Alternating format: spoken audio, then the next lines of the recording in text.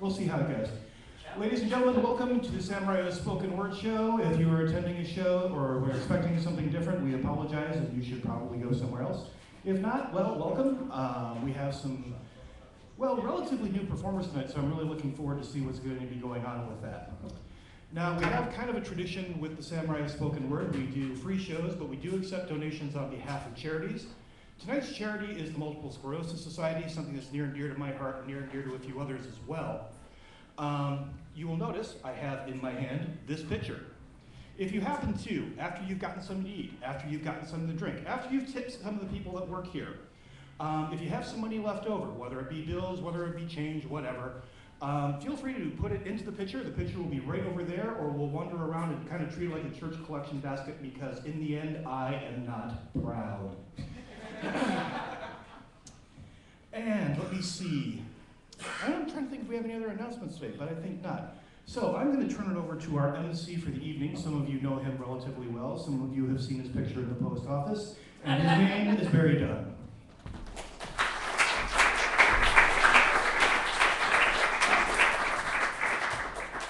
Okay, just to kind of repeat what Dave said, we are the Samurai, the Spoken Word. We got a lot of returning people here, a lot of, I guess you could say, fans, and then we also have a lot of new people.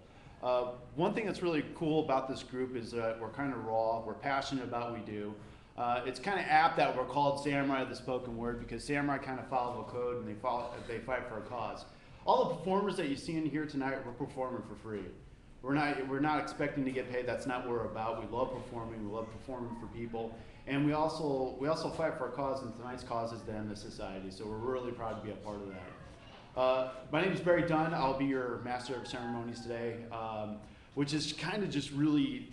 Normally Dave MCs these things, and when he asked me to MC tonight, it was just kind of really overwhelming to me, because it's like him saying to me, hey, here's my baby. And I'm thinking to myself, great, I'm gonna be like the type of parent Britney Spears is. I'm just gonna like drop the kid and just plaster it all over. You know, it's just gonna be horrible.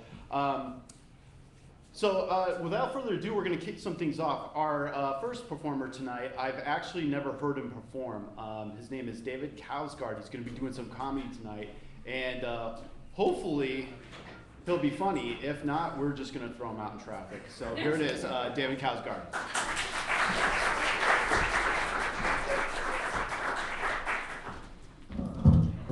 Oh, what's going on, you guys? How you guys doing tonight? Awesome. Raising money for the MS Society. A lot better being in here than it is out there. It's starting to get cold out there now. It actually snowed for a little bit on Monday. And the reason I found that out was because I woke up to let my dogs out and they ran outside. And God, I love their reaction to the first snow of the year. They forget who I am after I run out to my car for 30 seconds. Imagine how they treat the thing that they only see once every 8 months or so. Oh, it was hilarious. I just let them out. They were like, yay, outside. The fuck is this shit? Oh shit, it's cold. Let me in! Cold's falling out here!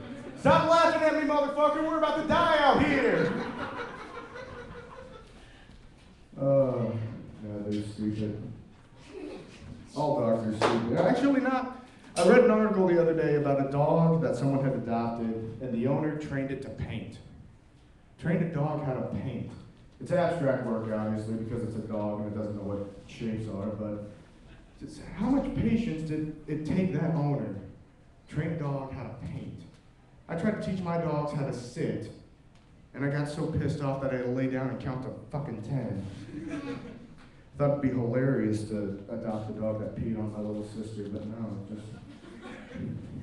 just makes you stupid. Enough about my dogs.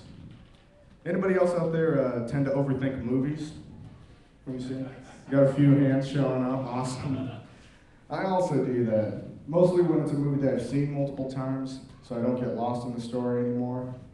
Like for example, the other day I was watching The Avengers with my friends for like the 5th time or so, and the final fight scene when the Hulk starts jumping up on the office building and smashing the aliens into it, smashing them through the offices. I was watching it with my friends and I just looked over at them and I was like, oh shit, they're causing a lot of collateral damage right now. People probably had projects on those computers. They're gonna have to redo those. If this was actually happening, this would have been the second biggest tragedy to hit New York City. Right above 9/11 and just below the New York Mets.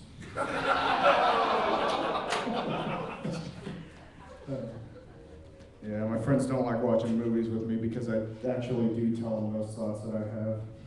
But that's okay, because I don't like watching movies with them either. Especially when it's a movie that they've seen and I haven't, and they really love the movie. And I always end up watching it with them because they force me to. And, I forgot what I was going to say there for a second. Beer.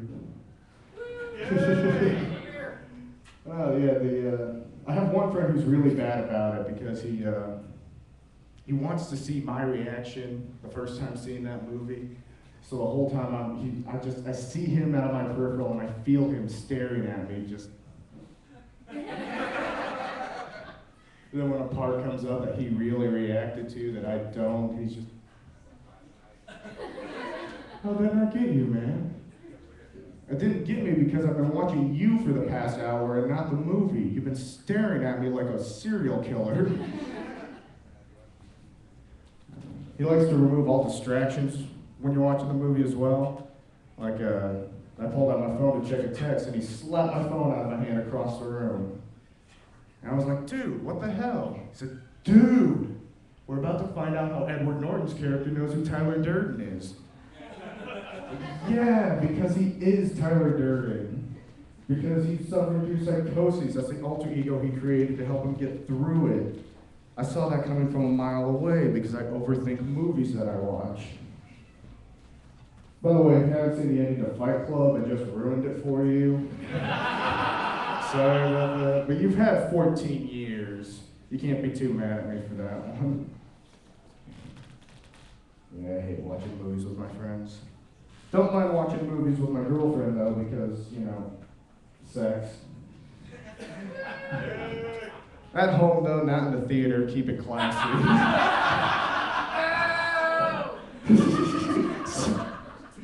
Don't worry, they won't let her back in high B either. Sounds like you have some stories to tell. I don't recommend watching a whole lot of movies and having sex to them, though, because then your brain starts to make weird mental associations. And all of a sudden, someone brings up something that's vaguely related to that movie. And for me, little Conan down here stands up at full attention. And yes, I named my penis Little Conan after Conan O'Brien because he's a redhead. And people usually laugh when they see him. But yeah, the weirdest movie that ever happened to me too, when I had sex with it, now made a weird mental association, was Defiance, that movie with Daniel Craig where all the Jews are hiding in the forest to escape the Nazis and the Holocaust. Because now when people bring up the Nazis or the Holocaust, I mean, that's just a really hard erection to explain to some people. And now I get an erection for 2 reasons whenever someone brings up Daniel Craig. That's almost my time, guys. I do want to leave you with one parting thought. I absolutely hate the town of Sioux City, Iowa. Can't really explain it to you, not sure why. It smells. Well, mostly that, but it's just an awful, awful place. Me and all my friends hate it. So what we do, whenever someone has to travel up and travel through there, we text each other, or tweet at each other our thoughts about Sioux City, Iowa. And just here's some of them that I thought I would share. I think the whole city of Sioux City is built on top of an Indian burial ground. That would explain why it's so terrible. I wonder if the Sioux City Fire Department just lets fires go because they know it's not worth saving. Not only is Sioux City godforsaken, not even Satan wants anything to do with it. And this last one's from a friend of mine that I really, really liked. It said, being in Sioux City is a lot like being in North Korea, except North Korea has happiness and a personality. Alright guys, that's all for me. I'm James Bosco. Thank you very much.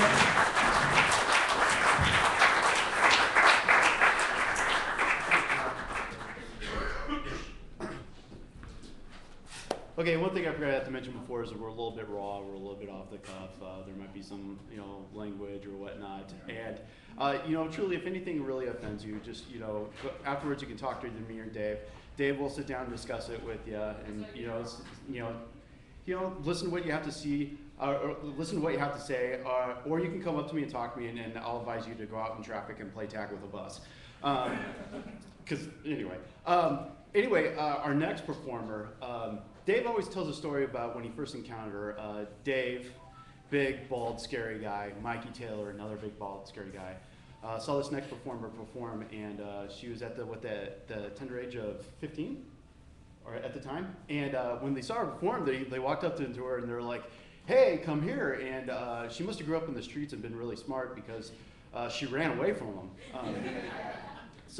And I hadn't realized this story, and when I first saw Taryn Kleckner perform, and I walked up and I saw her approaching the stage, my first thought, and please forgive me on this, Taryn, my first thought was like, so is this like the pizza shop and daycare, or what? I was just kind of like, this is an extremely young person. But after she performed, okay, I'm not sure if some of you have seen the old Maxwell House commercials. They're like, we've replaced this fine restaurant's coffee with Maxwell House.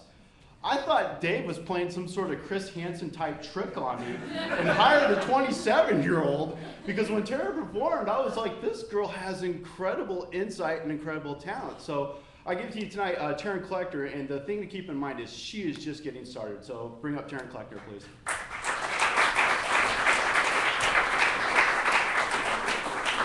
Okay. Thank you. I might have to do that. Hi. I don't know. That was a big hole to put me in. Thank you very much. So I have 3 pieces for you tonight. The first one is really old, and it's been about a year since I wrote it.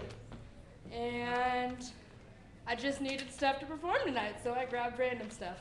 So this is called 3 Ring Circus.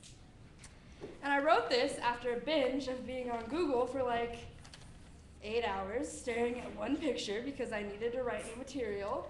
It was a picture of this circus scene happening, and I stared at this until like 5 in the morning, and then I was like, okay, I'm all delusional now, I can write.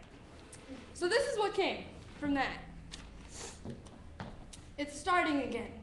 The sick, twisted game you play with my mind. I'm falling again. Only seconds after I forced myself to say goodbye. Because I can see so much potential shining through your attitude that it hurts. Yet you smile every time you see me flinch away. You raise your hand and I obey. You have me trained.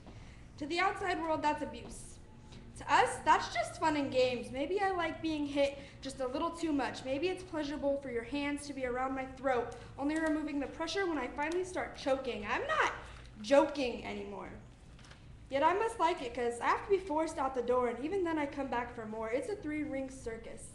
Circumstance is the ringleader. We are just dancers for show. We are loving, and the lights go pink and purple and red. It is beautiful, like trapeze on tightrope. I look into your eyes and I fall again. Whispered, I love yous for the audience to tread over. We are fighting. The light goes white on us, crimson over the audience, screaming out profanities, thinking of ourselves and our own vanities. I need you because I truly love you. What I know you can be, yet it seems like you love me because you can still shape me into what you want, to fill the blank spots when you don't feel loved by anyone else, and that makes me Miss Perfect. The audience takes a sharp intake of breath here, only I forgot. We were always secret, so there never was any audience. The circus was only an act in my mind, a lingering thought in yours. I'm addicted to the prison you've convinced me to trap myself in. I never want to leave, yet you stand guard in my cell, and I watched you put the key on my tongue, and I felt myself swallow it. This is bizarre. I'm in hell, seeing it as heaven. I'm too attached to ever let it go, but one day, borrowing words from the amazing Charles Bukowski, I will realize without you, I am nothing, and with you, I'm even less.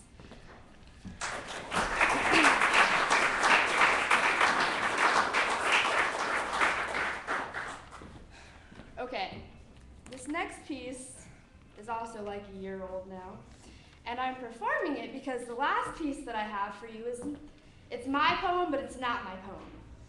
It was like a conversation I had with somebody, and they don't know how to write down what they're saying, So I took all of his basic ideas and concepts and I wrote it for him. And now he doesn't want to perform it, so I have to perform it. So I wrote this lovely poem to myself about a year ago, after I finally convinced myself to get on stage. So I have to read this because it's ironic. So this is called You, the Living Dream.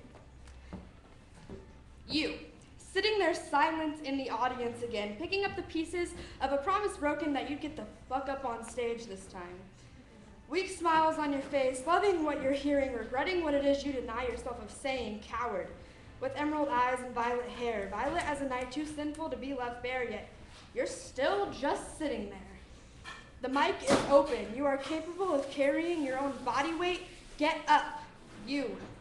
Sitting there surrounded by something, pretending you're too broken to extend your arm to grab it, envious of your own dream. It seems these days, you act like you're a dying breed, standing in the mirror, convincing yourself you're of no worth. You cause your own pain, you ignorant little girl, letting your life pass by while you sit on the bleachers, staring blankly at teachers who have turned into computer screens, listening to their convincing lectures about shooting for the moon because you'll land in the stars if your cannon misfires. You're coexisting in your own dream. You're supposed to be directing. The mic is still open. In the chair, you stay chained. Are you seriously joking me right now? You, staring down the barrel of a gun your dad tried to teach you how to shoot years ago, lining up the casket now conceived as an empty stage where you'll bury your dreams empty, lining up the vision of yourself standing there performing in the crosshairs, not enough strength to hold yourself up right before the mic, but enough conviction to pull the trigger, blow the already non-existent life out of your dreams. Seems I need to repeat myself. You, coward in the audience sitting still, I took your mic.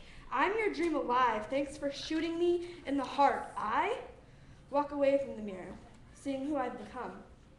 Still a coward, standing before you, bleeding, bullet lodged in my chest, covered up in vein, hiding from sheer embarrassment, flipping off the world with a gun in the corner, staring at myself in the audience, or at least a memory. A vision of a young girl too cowardice to perceive she was good enough for her own dreams, broken, yet somehow here I stand.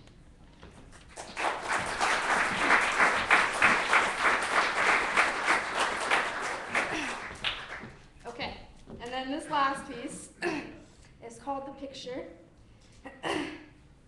And yeah, it goes like this. Silk escapes your lips when you ask me to write for you. Bring your words to life on paper like you wish you could. Pen in hand, I accept the challenge. Paint me a picture. Take your unlimited palette, start filling this blank canvas, I will watch. I will watch you paint, repaint, scrape off, and cover up until it is finished. I will love every version of this masterpiece. I will hang the finished picture above my mantle. My heart will beat through the flames that dance below. Jess, paint me the picture of who you are, if not for me, for you. Can't you tell you've waited for far too long? Being this and being that for everybody else, I know you.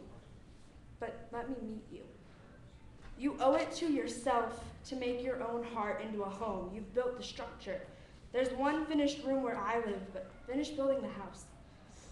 Show me who you are. Promise not to give up on finding every shade of black or blue, purple or teal, until all the colors make up the scheme for your interior decoration. Promise that you won't overlook every raw wood until you find the one that is strong enough to build you up and keep you there. Whether it be the aspiring chef, the writer who never gives up, the singer that won't back down, or any other option out there, promise one day you'll be able to look your eyes into mine and tell me exactly who you are. Whether we are alone or in the middle of a bar, show me Jess.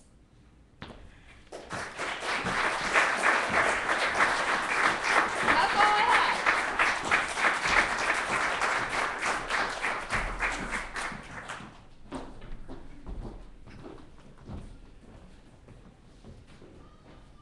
I don't even want to tell you about myself at that age. It's just embarrassing. This next performer, I think most of us, well, we all wouldn't be here if it wasn't for him. He's got a couple of notorious stories. He may even share one. In fact, he's told one so often and quite honestly so well that we have to give him a year probationary period for him to tell it. And I really do think that that Berlin itself is aware of your existence. Yeah, no kidding. You know, like I said, if you tell it too many times, they'll build a wall around you.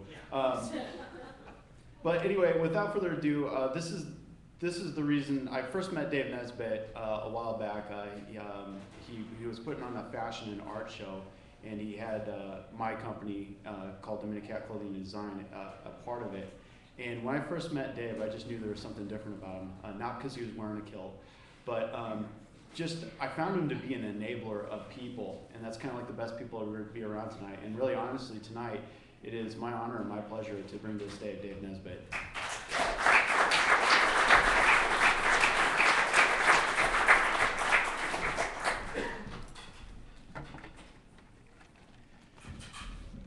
Let me get this stuff out of the way. First off, a really good MC does a really great job of putting you in a position where you're like, man, well, that building, I better damn live up to that. So, all right, I am now going to separate, if you will, the veteran samurai from the spoken word audience from the new people. I will point out that I did give this story that I will tell tonight a year off. Chris Wigg, I'm sorry. As a matter of fact, you were in the audience the last time that I told that story. I actually told it at an anime convention, which is kind of interesting.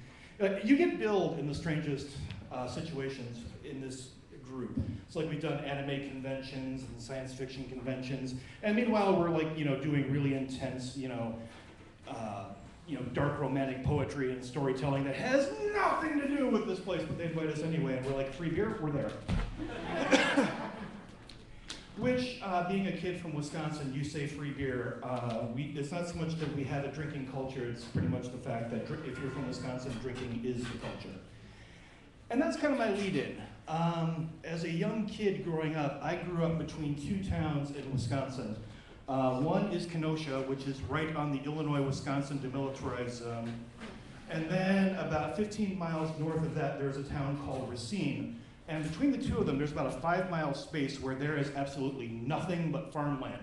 And I lived about 2.5 miles into that zone, so my childhood was pretty much an awful lot of isolation, watching TV and reading a lot of books, thinking, there's a really interesting and intriguing world out there that I would like to see, but my bike is only going to carry me so far. I had a plan to try to get around that. I went to high school, got reasonably good grades. I think they pretty much let me graduate because they were afraid of the consequences if they didn't.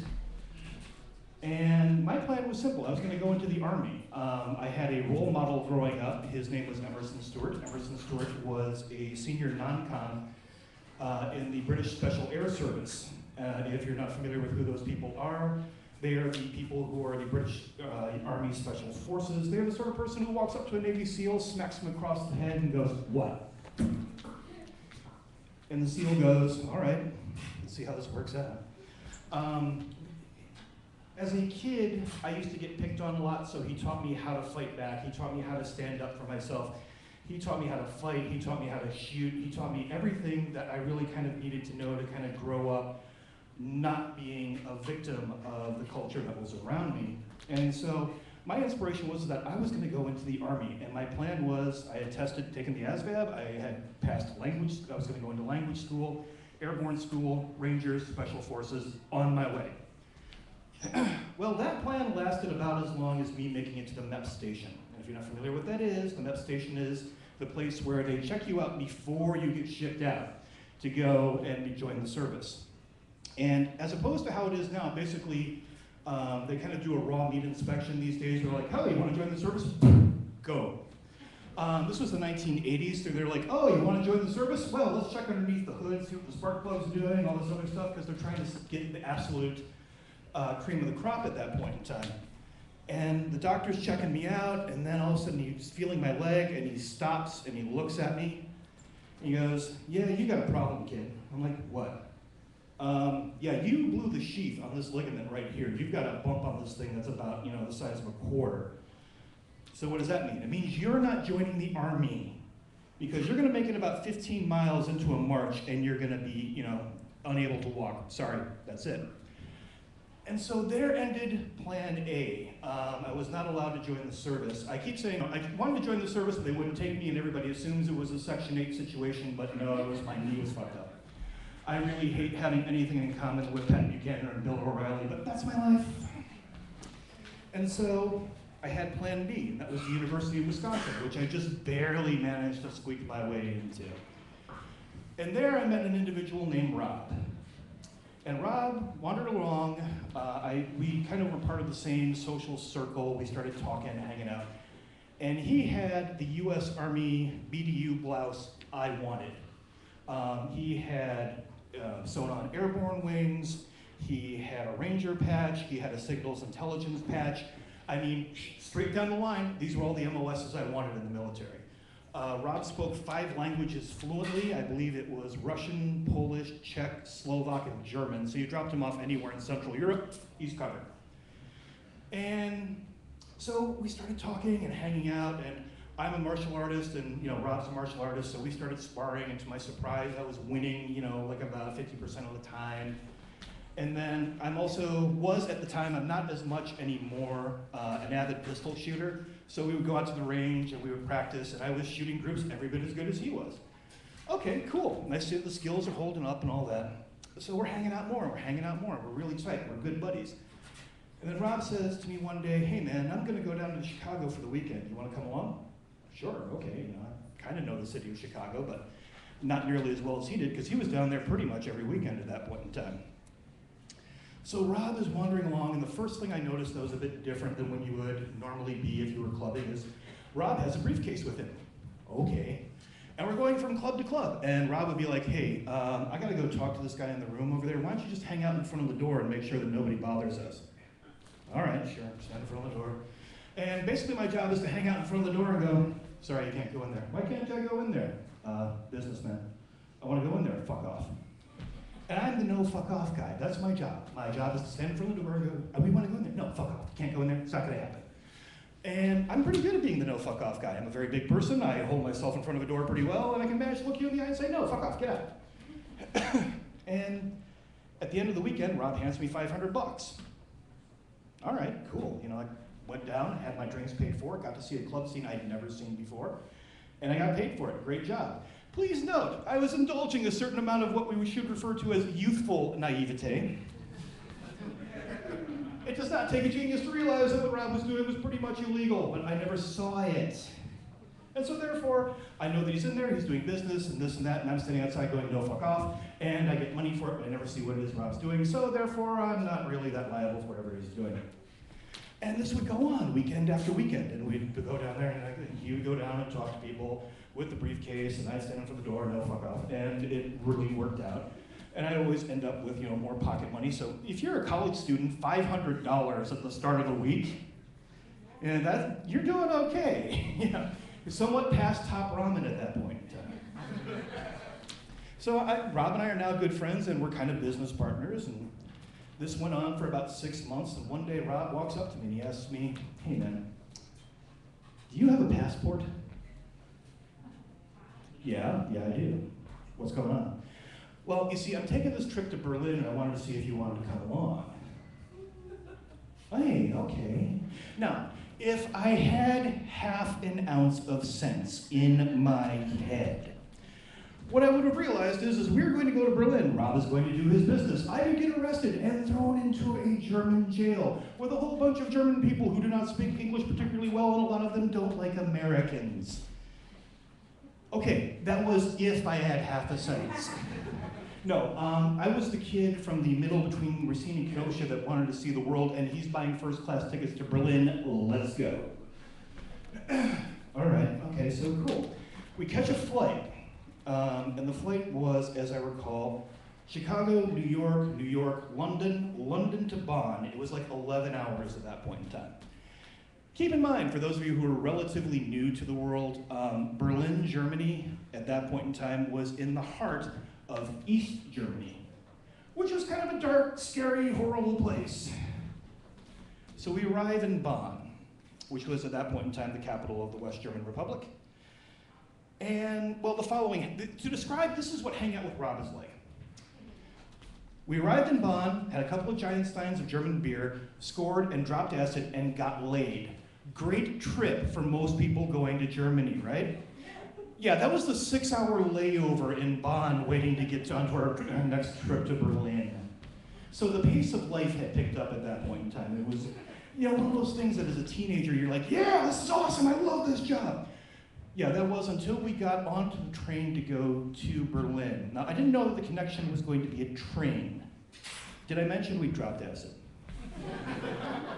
This is gonna be real important in about a minute or so.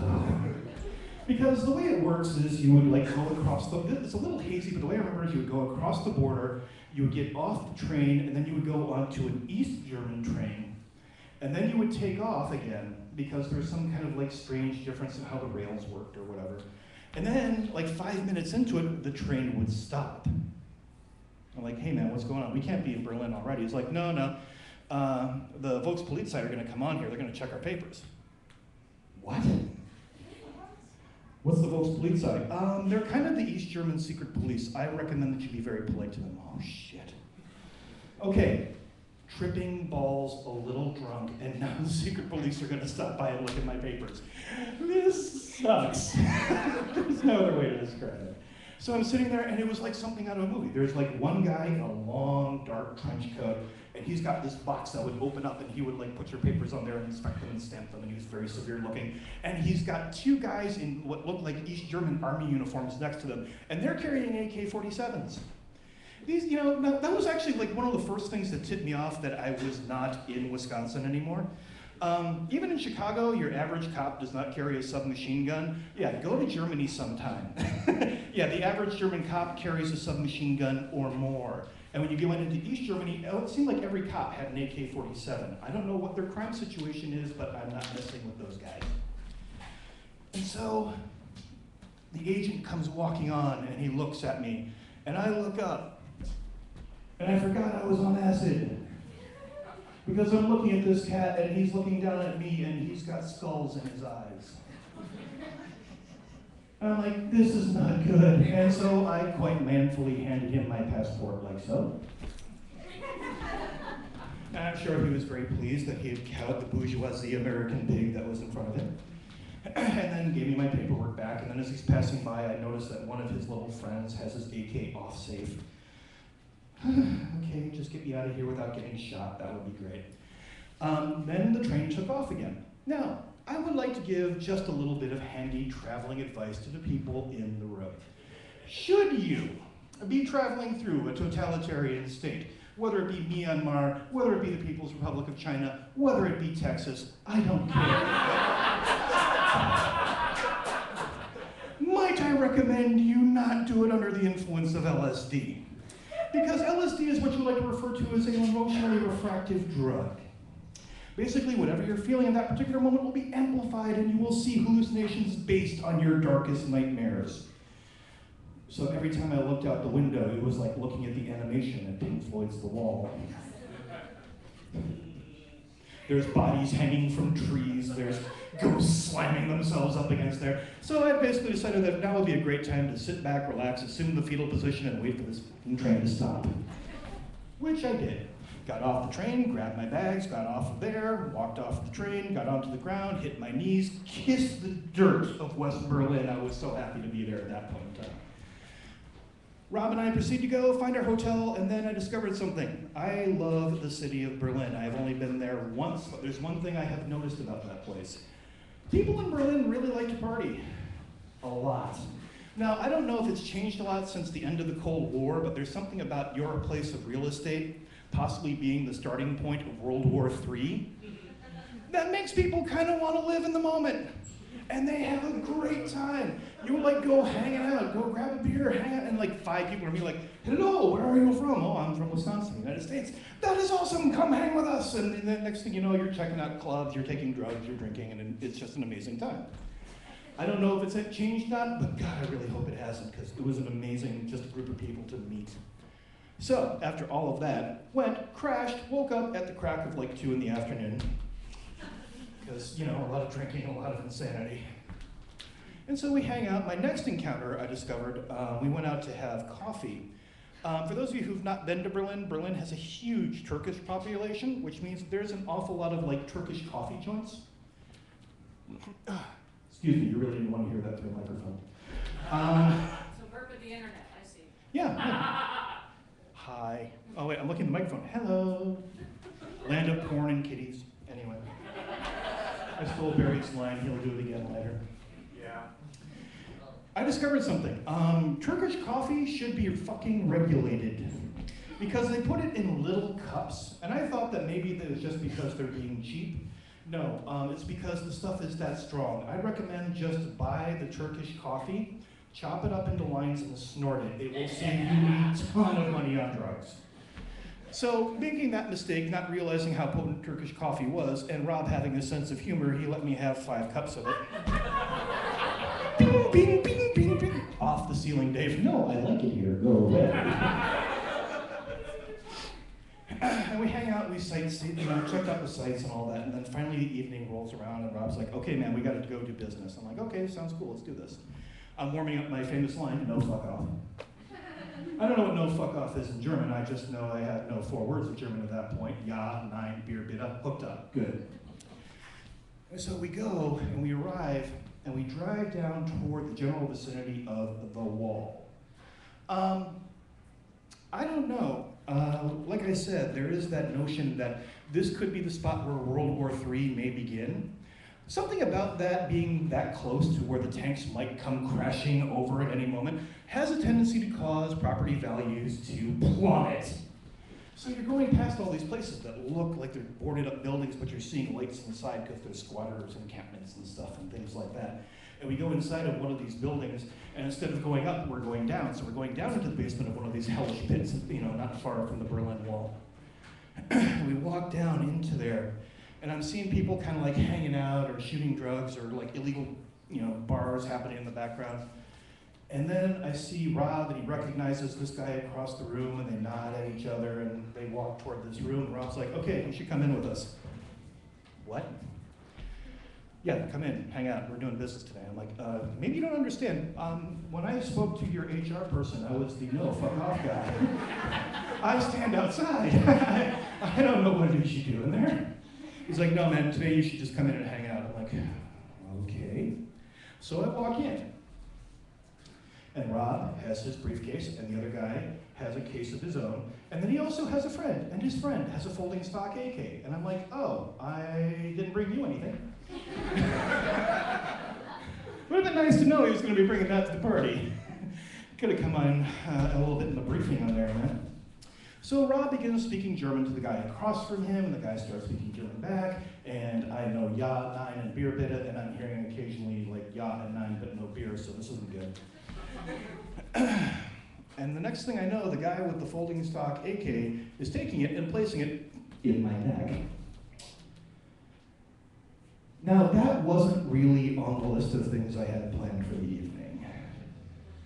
And it's very, very difficult, I might add, to check off on your partner without doing something that will disturb the man who has an AK-47 pressed into your neck. So I'm giving the sidelong look like, hey man, what's going on? And I can see Rob turn his head and look at me and go, well, and it dawns on me. It's now officially my job to get myself out of this mess. Here's where everything that my grandfather taught me rushed through my head in about a quarter second.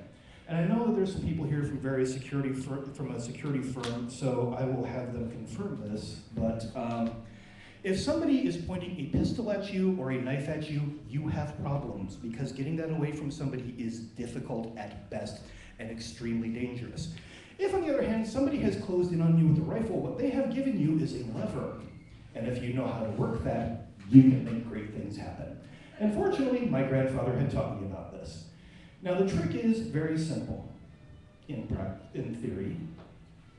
You grab the barrel, you get the affected part of your body out of the way, you pull on it as hard as you can. If it happens to be an assault weapon, you take the ball of your shoulder, place it in the magazine well, and then slam forward into it as hard as you can, like you were tackling somebody in a football game or checking somebody in a hockey game. And that will take the butt of that weapon and hopefully drive it into their face. So I sit there, thought about it, and just kind of slumped. Then I grabbed it, pulled it, twisted it, slammed it, hit him in the head, boom, and he's out cold. And I am now the proud possessor of my very own folding stock AK-47. By the way, there's a very key element of that maneuver that a lot of you should be aware of. If you've managed to do this, if you've gotten your head out of the way, if you pull the thing out of the way, you put the ball of your shoulder into it, you knock the guy out, do not, under any circumstances, look surprised that it worked. It just kills the whole effect right there. And so I grab it and I check it, and yep, sure enough, there's a round in this thing. Okay, so now I'm standing there and I'm checking off on Rob. And I'm like, hey, I got a gun. He doesn't. What are you gonna do? So Rob looks at his buddy, and his buddy looks back at Rob, and they both look at me, and then they start laughing.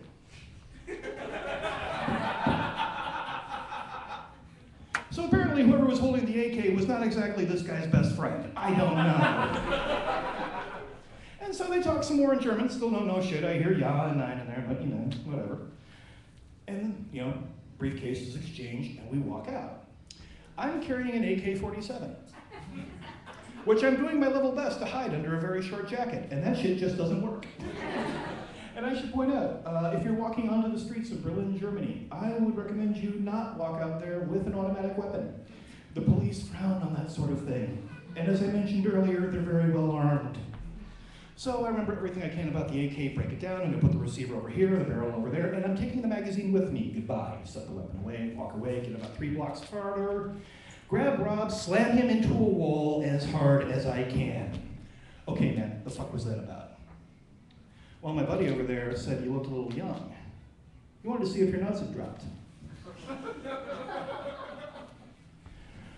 Why didn't you tell them that they had? Because I wanted to see if your nuts had dropped.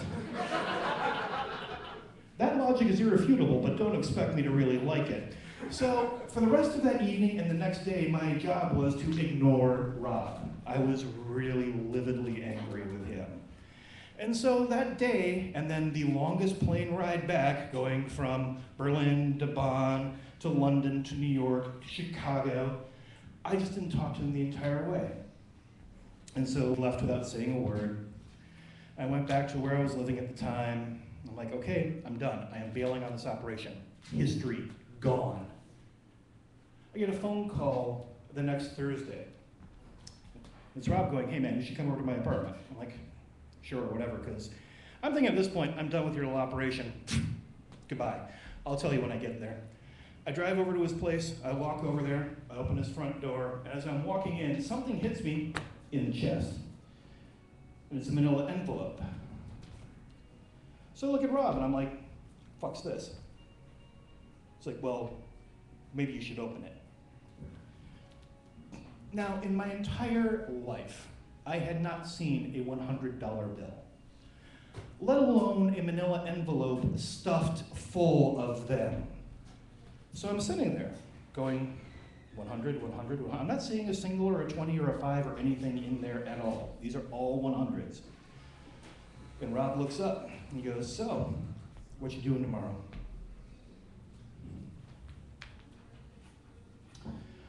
I don't know, man, what you got planned? Thank you very much, Omaha.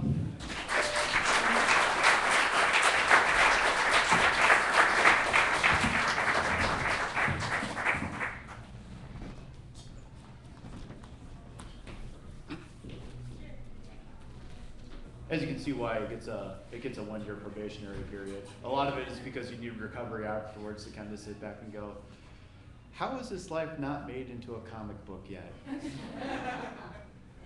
Speaking of legends, the next person that's coming up, I've never actually got to see him perform. But what was interesting is a few weeks back I was at an event called Bar Camp Omaha, and I was talking to somebody about what we do here at Samurai the Spoken Word, and the person I happened to talk to was an English major who actually gets paid like big bucks. She gets paid like $75 an hour to teach English to people. So she's really really esteemed. And I said, well, yeah. I named some of the performers, and I said, well, this next performer that's coming up. I said, yeah, we also perform with this guy. His name's Chris Wigg. And she goes, you're performing with Chris Wigg? And I go, yeah. And she's like, whatever you're doing there, you just stay there and you just shut up and listen. I didn't know her from anything, and she's like, you shut up and listen. I'm like, okay, Mom, I got it. Shut up and listen. I'll learn from this guy. And so I was kind of mentioning something like this today, and already he's kind of like my hero, because like I was talking about that exact same scenario when he comes walking in today. He came walking in today, and he's holding a pitcher of beer in his hand, and it's like the look on his face was like, I ain't sharing this. I drink out of this. So I was like, alrighty, my hero. I'm just gonna shut up and listen. And so I bring to you stage now, Chris Way.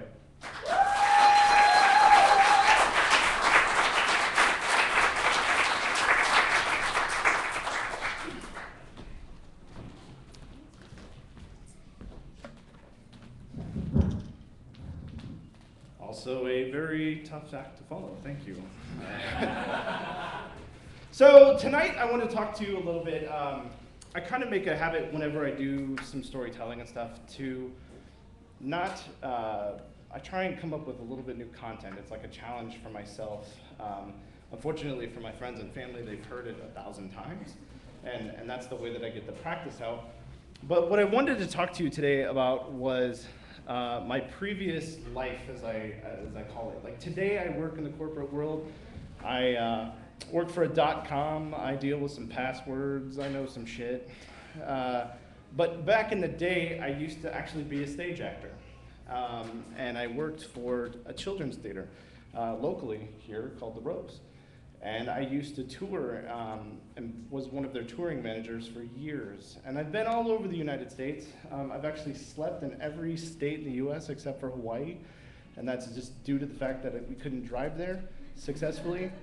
And so I wanted to kind of talk to you about that. When I was like 20 years old, I was working for, I kind of went to I went to Metro for a little bit, and it just wasn't working. I hated school. I was young. My brain was just kind of going everywhere. And I was working for my father, who owned a small-time appliance business. And I was doing the books for them. And at that time, I was dating a woman who was doing an internship at the theater over the summers. And at one time, I was waiting for her in the lobby. And this guy comes out, and you just sort of had this conversation with this guy, and I said, yeah, your job sounds very interesting. He used to tour for this theater, and I said, that sounds really fun. That sounds great. It's fantastic. And I made an impression, and I didn't even realize that, and I went home, and it was like about 6 weeks later, in the basement of my parents' house doing books, and the phone rings, and I pick it up, and this guy's like, hey, do you remember me? You want to go on tour? And I said, yes. And he's like, I haven't told you the details. I was like, I'm actually leaving the house now. I'll come sign the contract. I don't care. Whatever it is, yes, let's do this.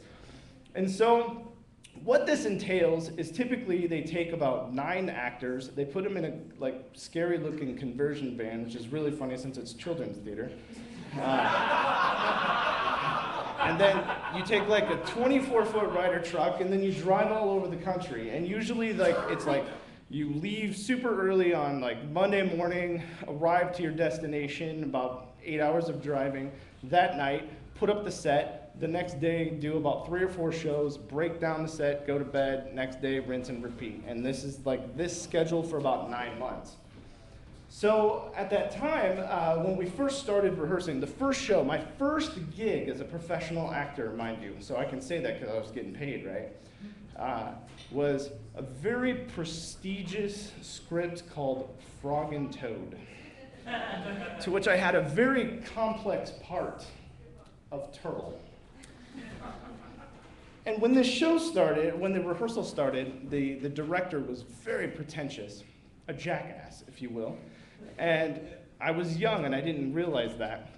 And so he started picking on me during rehearsals. And I remember the line, the line's like, hey, let's go to the birthday party. And then he would say, oh, okay, wait.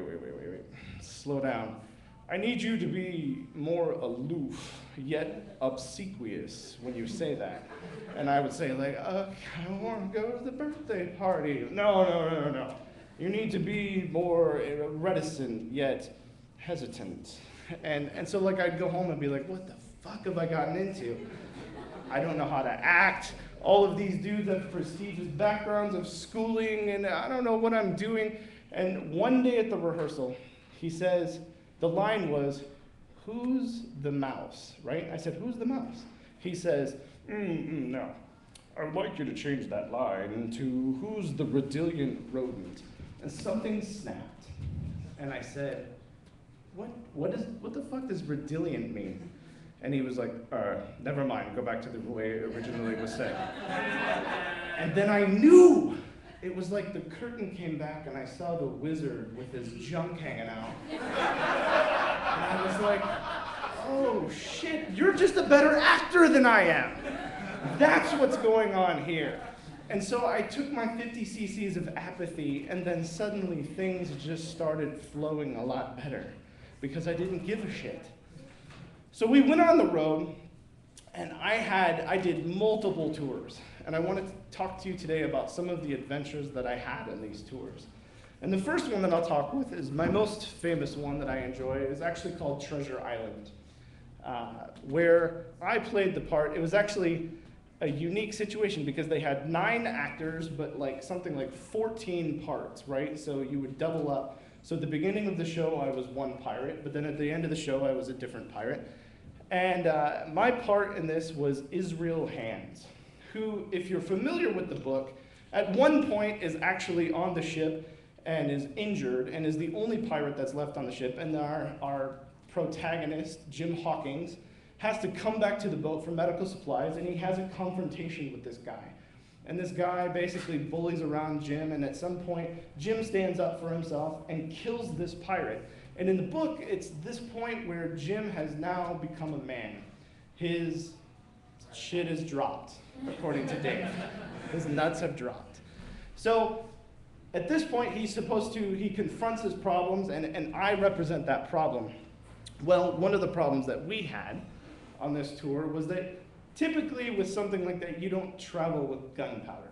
You use sound effects, and it's a good thing because our technical director, who I might add was at the last show that we did, was a drunk. So I didn't do the story then, which is probably good, because it would have been like, hey, you fucked up. So during this production, Jim Hawkins gets on the boat, and I say to him, I'm like, boy, fetch me some rum. And he was like, I don't know. And I'm like, I'll kill you, give me some rum. He was like, I'm not going to do it. I pull out a knife, and I'm going to go kill him. And he pulls out a pistol, and he points it at me. And at some point, he goes to pull the trigger, but the sound effect doesn't go off. This becomes alarming for an actor when you're on stage because we hadn't rehearsed any other scenario. So the dude holding the gun doesn't know what to do, and he freaks out. He flips the gun around and proceeds to pistol whip the shit out of me.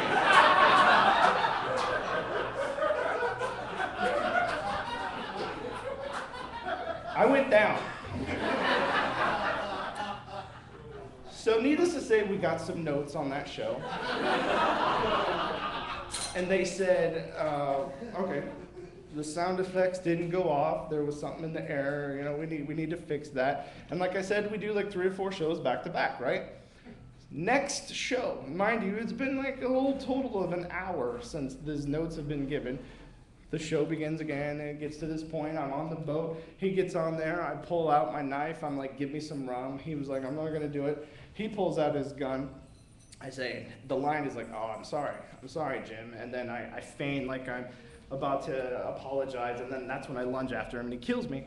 Instead, I say, oh, I'm sorry, Jim. Boom! He executes me.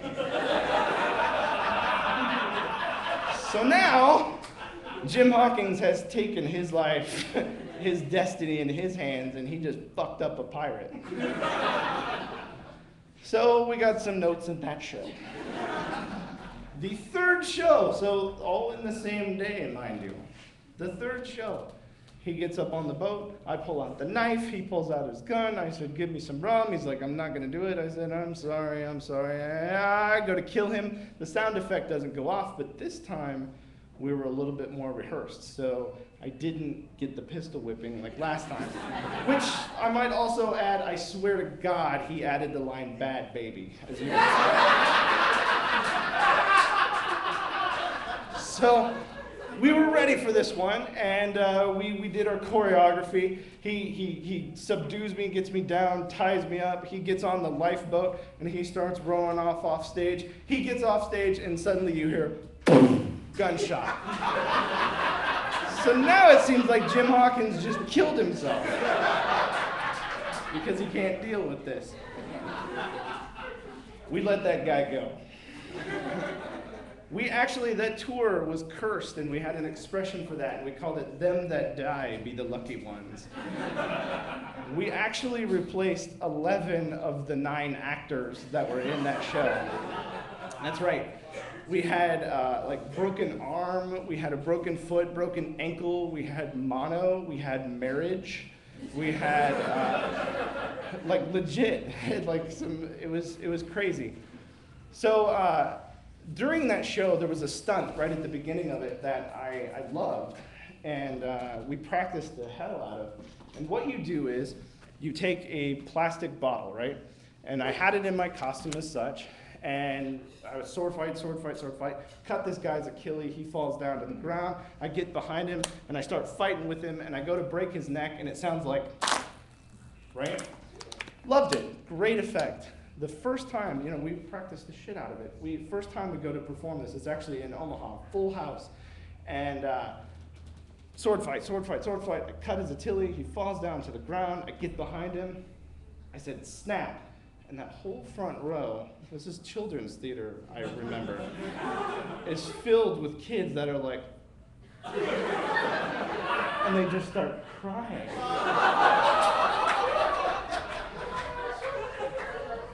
I'm a fairly sensitive pirate. So I felt really bad. I'll have you know that I taught that to my children, and recently my kids were taking a class over at the Children's Museum, is that where it was?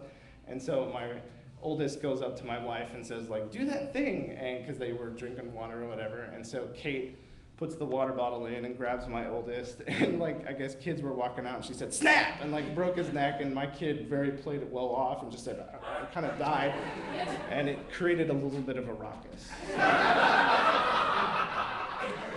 That apple doesn't fall far.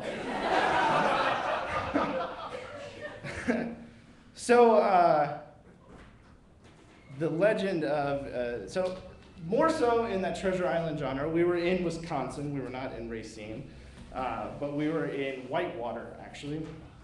And we had an incident where a individual, they were at the beginning of the show and they started sword fighting. And I'm off stage waiting to go out to go break this dude's neck. And we've done the show about 100 times. And as I'm waiting there at the Union House, I'm staring at the stage director and we're just kind of talking and I hear ching, ching, ching, ching, ching, ching.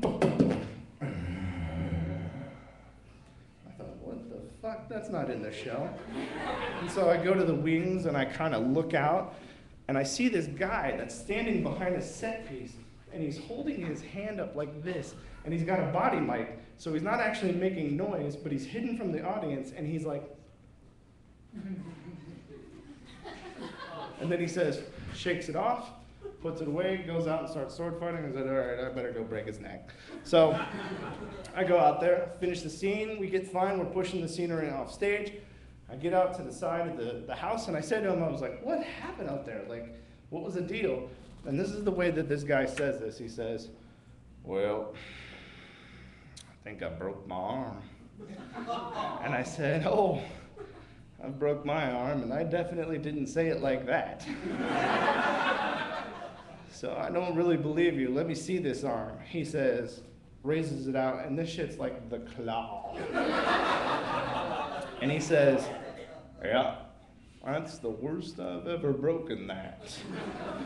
So the stage manager, who sees the claw, says, oh my God, and starts dialing some phones. And in theater, they have an expression. What is that expression?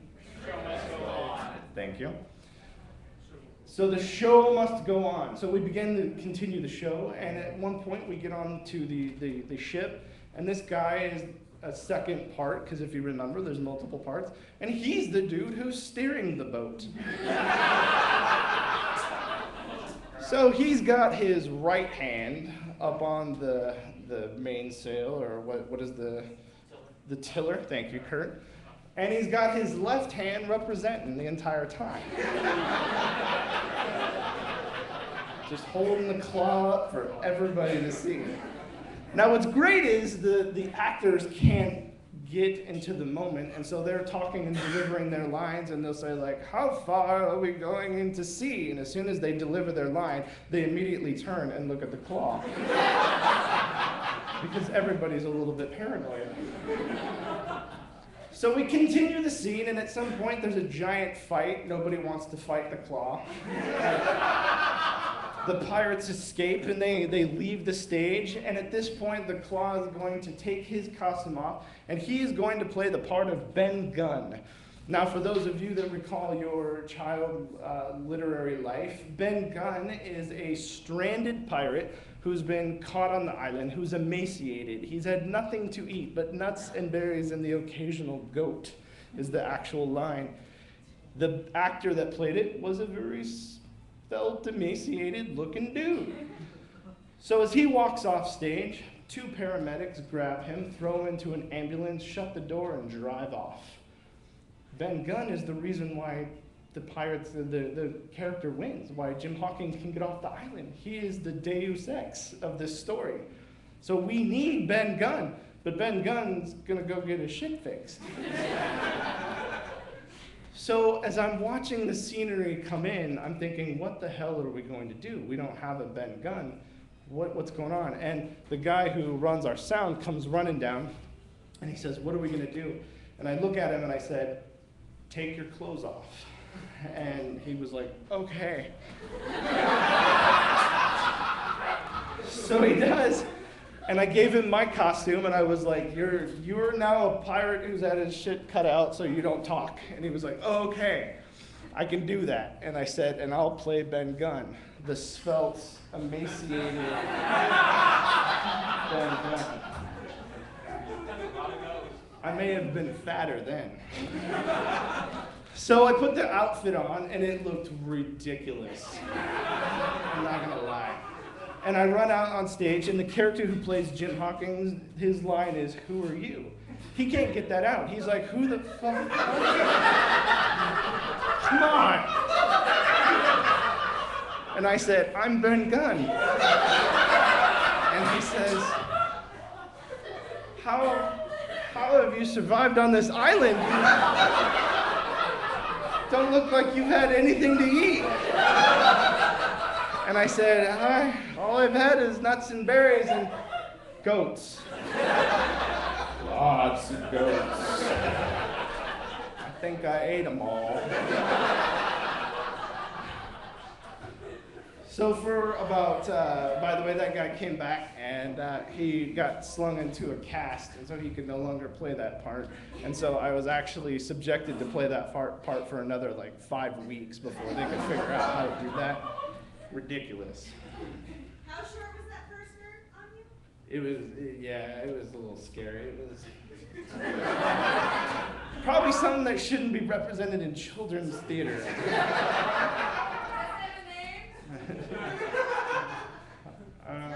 Yeah, it's not Conan. And if it is, it's the Barbarian. Sure, thanks. Who are you, strange woman? It's my wife, ladies and gentlemen. Thank you. How am I doing for time, Dave? Sure. So, I'll talk real quick about another show that we did to keep it in that genre there. So we once performed in a production called Richard Scarry's Busy Town, which, are you guys familiar with that book by like clapping? No? Yeah, enough? So I was totally typecasted in that role, and I played Hilda the Hippo. So roughly for about 9 months, I was paid to be a drag queen hippo. Which, from the audience, they couldn't tell, and you wouldn't know it, my voice is down here, but I brought it up for that production. I'm not going to do that for you today, as that will be broadcasted loud. And from a distance, it looked all right. But then during meet and greet, they would have a thing where you could come meet the actors, and it was the same thing every time, which was like, oh my God, Lily the Worm, how are you? Oh my God, Huckle Cat, and oh my God. Which, picture this in the dress. So one part of that show is they did a thing where they decided that the director was like, we're gonna totally like mosh out with these like 5-year-olds, and we'll do this thing where we get giant beach balls that come out, and you'll like kick the ball out into the audience, and then the kids can like throw them around, and we'll have some music, and it'll be nothing but shenanigans. And then they said, oh, and Chris, at some point, what you'll do is you'll come out with a beach ball that's like that, and then throw that into the audience, which is like literally twice the size of the kid that's about to hit it. So imagine that scene from Indiana Jones, but like a 5-year-old that's like, ah! And thinking they're about to crush. Well, I remember that we practiced the hell out of this. We did this on the main stage. We did this, it worked great. And every single time I'd come from the back of the house and I would say, hey everybody, look at me. And then I would throw that ball out and they would say like, oh, and they'd lose their shit. Well, as much as the 5-year-old can. And so we were in a new house. This is the first time we had taken it to the road. And my feet were giant ass, like kind of like shoes for it. And I was coming down the bottom of the top of the stairs, and I said, hey everybody, look at me. And I swear to fucking God, the second I said that, I just biffed it. But it's like one of those actual slow motion falls, like where you stop yourself like, ah! And as I went, I started face first just going down the stairs slowly. And the ball, of course, just like went down and the audience was like, is that supposed to happen? What's going on? Well, I didn't have much time in my formal years wearing a dress. So I didn't understand how to get up because my knees were stuck on the thing. And so I was just kind of like flailing, and finally some parent was like, oh Jesus, I gotta help this thing. And like brought me up and was like, oh my God. 50 feet.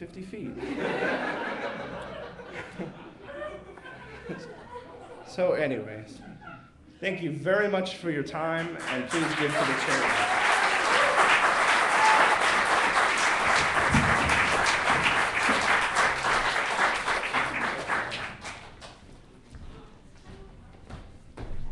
I'm gonna have to start taking the advice of strangers now.